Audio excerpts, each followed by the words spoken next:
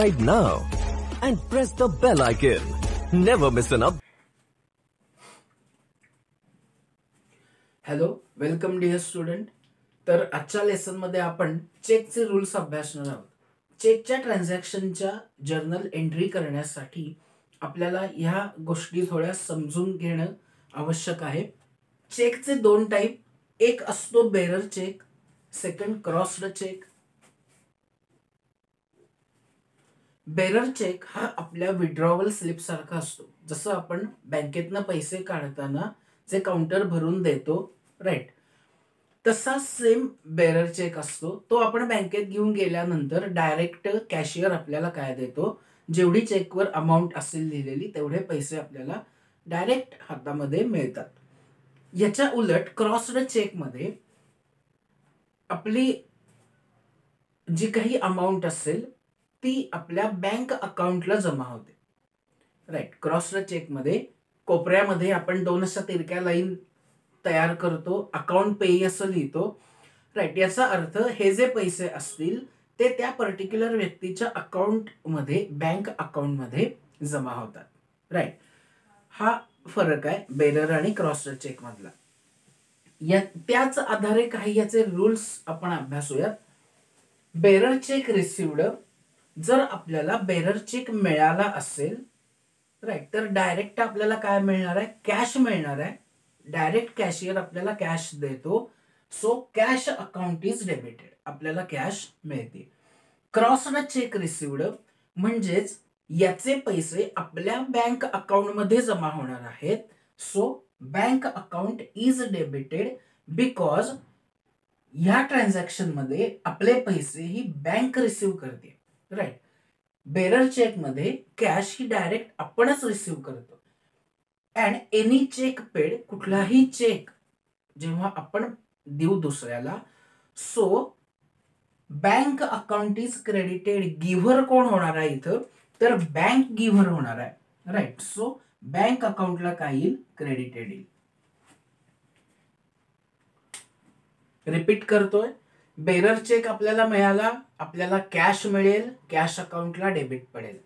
Crossed cheque आपल्याला receive होतोय म्हणजेच हे पैसे आपल्या बँक अकाउंट मध्ये जमा होतील, बँक पैसे रिसिव्ह करेल, so bank account is debited. And any cheque paid, आपण कुणालाही कसलाही चेक जरी दिला, जो बेरर असेल किंवा क्रॉस्ड असेल, कायम बँक अकाउंटला काय पडणार आहे, क्रेडिट. या रूल्सच्या आधारे आपण काही ट्रान्झॅक्शन्स बघूया.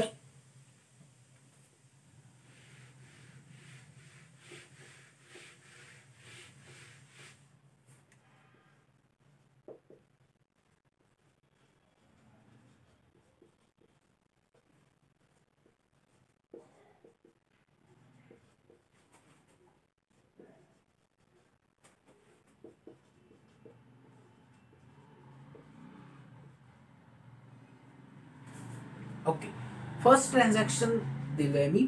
Bearer cheque received ₹4,000 from mister Ganesh. Mister Ganesh कडून आपल्याला 4,000 रुपयांचा बेरर चेक मिळतो.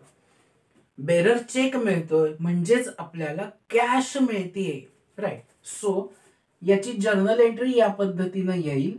कॅश अकाउंट डेबिट 4,000 टू, कुणाकडून आपल्याला चेक मिळतोय, तर मिस्टर गणेश. त्या पर्टिक्युलर पार्टीचं नेम आपल्याला या ट्रान्झॅक्शन मध्ये दिलेलं असतं.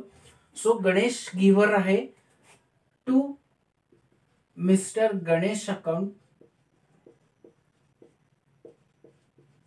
या पद्धतीने याची entry. Second transaction,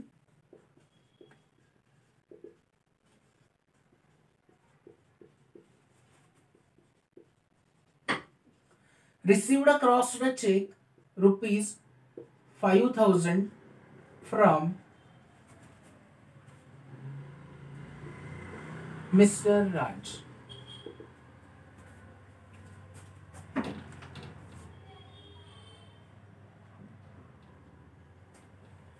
mister Raj यांच्याकडून आपल्याला 5,000 रुपयांचा क्रॉस्ड चेक रिसिव्ह होतोय.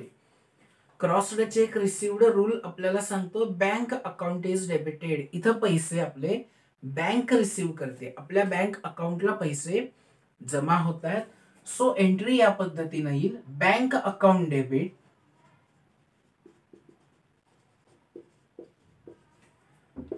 To mister Raj account. Entry या पद्धतीने येईल bank account debit to mister Raj account. Next एक ट्रान्झॅक्शन बघूया.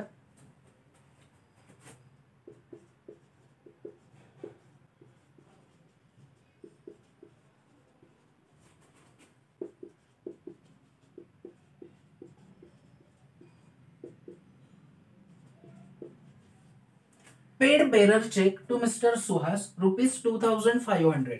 आपण बेरर चेक देतोय, राईट. रूल सांगतो any cheque paid bank account is credited. बँकेतनं पैसे जातील, बँक पैसे देणार आहे.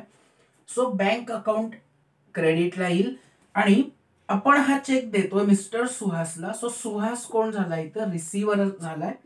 सो एंट्री या पद्धतीने येईल mister Suhas account debit to bank account.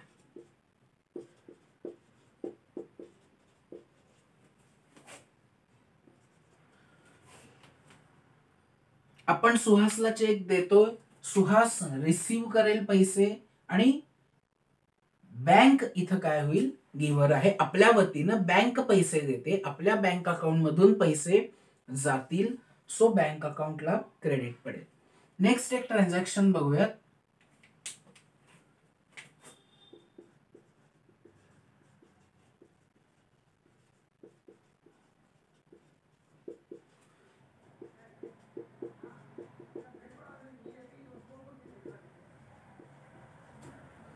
Paid crossed cheque to mister Nilesh ₹8,000. निलेशला आपण क्रॉस्ड चेक पेड करतोय.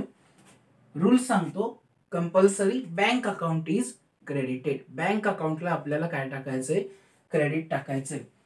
सो रिसिव्ह करणारी व्यक्ती कोण आहे? Nilesh. Debit the receiver. Entry या पद्धतीने येईल mister Nilesh account debit to आपल्या वतीनं बँक पैसे देईल to bank account 8,000.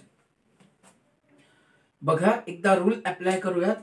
Bearer check receive होतोय, कॅश अकाउंटला डेबिट टाका. राईट, इथं आपण कॅश अकाउंटला डेबिट पडलंय. ओके. क्रॉस्ड चेक रिसिव्ह होतोय, बँक अकाउंटला डेबिट टाका आणि क्रेडिटला त्या पार्टीचं नाव येईल. बेरर चेक पेड करतोय आपण, बँक अकाउंट क्रेडिटेड, बँक अकाउंटला क्रेडिट पडेल. क्रॉस्ड चेक पेड करतोय, बँक अकाउंटला क्रेडिट पडेल. डेबिटला त्या पार्टीचं नाव येईल. या पद्धतीनं चेकच्या एंट्रीज ह्या आपल्याला तयार करता येतात. धन्यवाद.